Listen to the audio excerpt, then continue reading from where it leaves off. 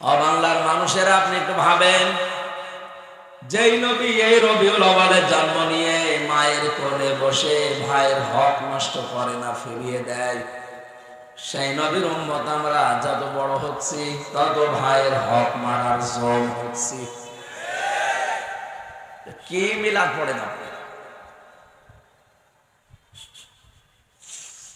عن أبي سعد رضي الله تعالى عنه قال قال النبي صلى الله عليه وسلم من ادعى ما ليس له فليس منا وليتبوأ مقعده من النار رواه مسلم।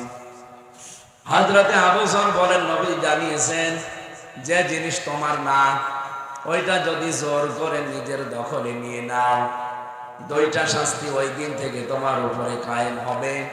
এক নম্বরে ফালাইসা মিন্না, তুমি আমার উম্মত থেকে বের হয়ে গেলে। কি বলতেছি বোঝেন আপনি? অন্যের জিনিস যদি কেউ দখল করে নিজের আয়ত্তে নিয়ে নেয়, তার প্রথম শাস্তি সে নবীর উম্মত থেকে খারিজ হয়ে গেল, নবীর উম্মত আর নেই।